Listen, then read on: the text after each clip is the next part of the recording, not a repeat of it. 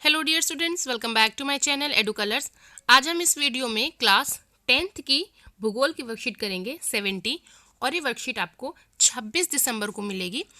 बच्चों, आज जो हमें चैप्टर पढ़ना है वो है संसाधन एवं विकास पुनरावृत्ति, यानी कि संसाधन एवं विकास का जो 1 मार्क के जो क्वेश्चन है वो हमें इसमें सॉल्व करने हैं। और देखते हैं, चलिए वर्कशीट शुरू करते हैं कि कौन कौन से क्वेश्चन जो है 1 मार्क के इस चैप्टर से रिलेटेड आ सकते हैं। उससे पहले मेरे चैनल एडू कलर्स को बच्चों ज़रूर सब्सक्राइब करें। चलिए अब हम ये वर्कशीट शुरू करते हैं। देखते हैं हमारा पहला प्रश्न क्या है। हमारा पहला प्रश्न है, निम्नलिखित में से कौन सा एक अजैव संसाधन है? प्राणीजात, मानव, धातुएं या पशु? इनमें से कौन सा एक है जो अजैव है?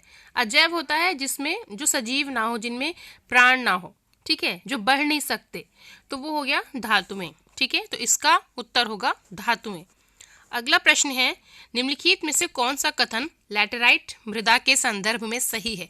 यानी कि जो 4 स्टेटमेंट दिए हुए हैं उसमें से लैटेराइट मृदा के बारे में, मिट्टी के बारे में कौन सा कथन सही है?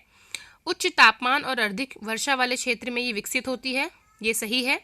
भारी वर्षा से अत्यधिक निक्षालन का परिणाम हो जाता है, टूट फूट हो जाती है, ये भी सही है। चाय व काजू के लिए उपयुक्त होती है लैटेराइट मिट्टी, ये भी ठीक है।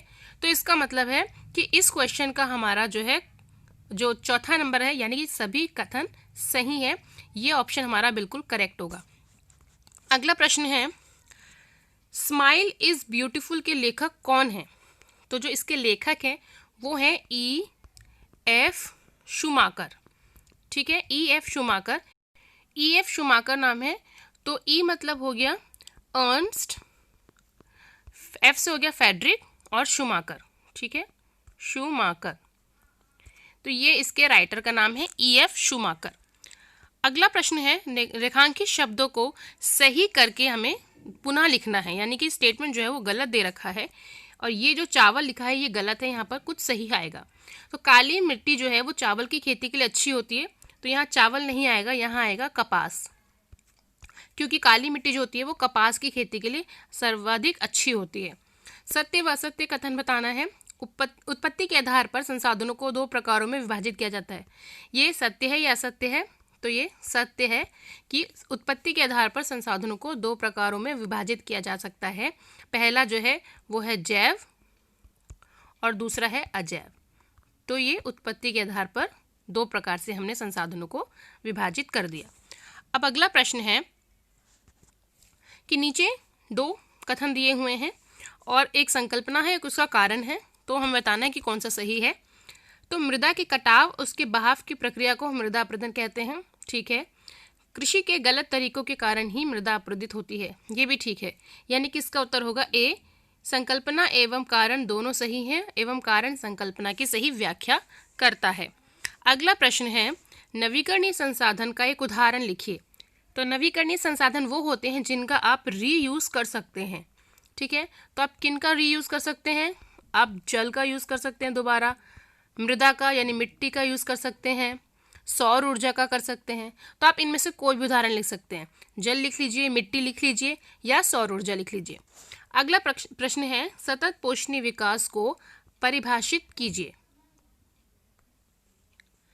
तो इसका उत्तर है, ये एक आर्थिक विकास की प्रक्रिया है जिसका उद्देश्य प्राकृतिक संसाधनों तथा पर्यावरण में बिना किसी हानि के आज के समय और भविष्य में जो पीढ़ी आने वाली है उन दोनों की जीवन की गुणवत्ता को बनाए रखना है। यानी कि हम संसाधनों का इस तरह से उपयोग करें कि आज हम उसका भी अच्छे से उपयोग कर सकें और जो आगे आने हमारी जो भावी पीढ़ी है, जो आगे आने वाली हमारी भावी पीढ़ी है, उसके लिए भी हम अच्छे से इस संसाधन को बचा के रख सकें।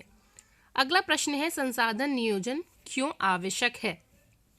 तो संसाधनों का अगर सही तरीके से इस्तेमाल किया जाए, इसी को हम संसाधन नियोजन कहते हैं।